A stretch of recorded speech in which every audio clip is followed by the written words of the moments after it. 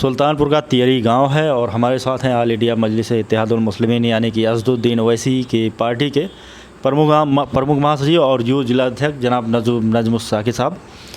और आज हम इनसे बात करने वाले हैं। इन्होंने वार्ड नंबर 20 से जिला पंचायत का चुनाव लड़ा और काफ़ी कम अंतरों से हारे।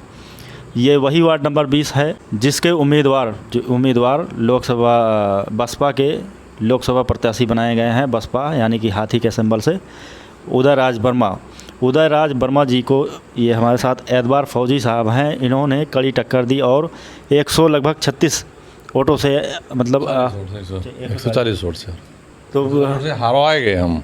अच्छा हाँ, 140 वोट से हरवाए गए क्योंकि बीजेपी का सरकार का शासन है। और मोहतरमा जो लोकसभा इलेक्शन लड़ रही हैं इनका सांसद जी इन्होंने प्रेशर भी बनाया था जी। और जो भी बीजेपी के नेता ने उन्होंने प्रेशर बना के वहाँ काउंटिंग में गड़बड़ कराया।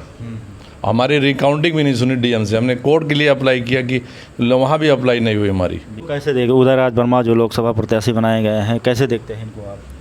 देखना क्या है, जो शुरू से ही हेरा फेरी कर रहा है वो आगे चल के क्या करेगा भाई। जो शुरू से हेरा फेरी पे पहला इलेक्शन था उसका जीतने का, उसमें हेरा फेरी किया तो आगे अगर वो बाय द वे आगे बढ़ते हैं तो हेरा फेरी उनका रूटीन रहेगा। लगभग कितने वोटों में हार जीत हुई? कितना टोटल आपका वोट कितना था? हमारा 2500 समथिंग था, उनका 2600 कुछ था। टोटल 140 वोट से हारे थे। 140 हराए गए थे जी। हमारे साथ हैं यूथ जिलाध्यक्ष, हम इनसे बात करना चाहेंगे। क्या देखते हैं सुल्तानपुर में तिकोड़िए मुकाबला रहेगा?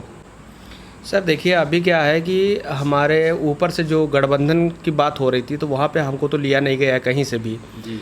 तो अभी पार्टी कोई हमारे यहाँ पीडीएम से गठबंधन हुआ था, पीडीएम का कोई प्रत्याशी भी नहीं है। तो अभी कुछ हम लोगों को ऊपर से बताया नहीं गया है कहाँ पे हम लोगों को वोट पड़ना है, कैसे करना है। तो सारी चीज़ें भी क्लियर नहीं हुई है। अभी मैं इसके बारे में कुछ नहीं कह सकता। और बाकी कोई जीते कोई हारे, हम लोगों को उससे कोई मतलब नहीं है, कोई फ़र्क भी नहीं है हम लोगों को। तो ऑल इंडिया मजलिस इत्तेहादुल मुस्लिमीन क्या करेगी? किसी को सपोर्ट या समर्थन देगी या मतलब जैसे चल रहा है वैसे ही चलता रहेगा? देखिए, अभी ना तो जिलाध्यक्ष साहब की तरफ से ना प्रदेश अध्यक्ष साहब की तरफ से अभी कोई ऐसा आदेश नहीं आया है कि आप किसी को समर्थन करें। अगर किसी का समर्थन करने का है तो वो पीडीएम का है। हम लोग इंतज़ार कर रहे हैं, अगर कोई आदेश आएगा तो उस पर कार्रवाई होगी। सुल्तानपुर में ऑल इंडिया मजलिस इत्तेहादुल मुस्लिमीन यानी कि असदुद्दीन ओवैसी की पार्टी काफ़ी मजबूत स्थिति में है। आपको बता दें कि यहाँ पर ऑल इंडिया मजलिस इत्तेहादुल मुस्लिमीन के लगभग सुल्तानपुर में 5000 से ज़्यादा के कार्यकर्ता हैं और हर ब्लॉक में टीम है। और पिछले जिला पंचायत के चुनाव में लगभग सुल्तानपुर से 3 जिला पंचायत सदस्य जीते थे, जिसमें से 20 नंबर से ये हमारे फौजी भाई थे जो 144 वोटों से जीते हैं। फौज की नौकरी से आप कब मतलब रिटायर्ड हुए? मैं तो 2009 से रिटायर हुआ, 2009 दिसंबर से। तब से आप सियासत ही कर रहे हैं? नहीं, सियासत नहीं कर रहा था। पहले मैं समाज सेवा में था। उसके बाद हमें ओवैसी साहब की बात समझ में आई कि जो है ईमानदारी से इंसाफ के लिए जो लोग परेशान उनकी मदद के लिए सियासत में आना ज़रूरी है। अगर आप कहीं भलाई चाहते हो तो सियासत में चाहिए ही, और सियासत में हिस्सेदारी रहेगी तभी समाज के दबे कुचले लोगों, शोषित वंचित लोगों का भला हो सकता है, तभी काम हो सकता है, नहीं तो बहुत मुश्किल है। माइनॉरिटी तबका देख रहा है कि आपकी पार्टी क्या निर्णय लेगी। अभी 25 तारीख तक वोटिंग है आपके ज़िले में, आपकी तरफ देख रहे हैं, उनको क्या कहना चाहेंगे?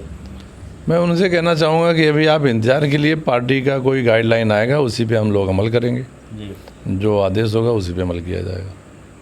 ठीक है। ये है तियरी गांव और हमारे साथ थे वार्ड नंबर 20 के तेज तर्रार और जुझारू प्रत्याशी जनाब एतबार फौजी साहब। और इसी तरह से आप बने रहिए, आगे फिर मिलते हैं।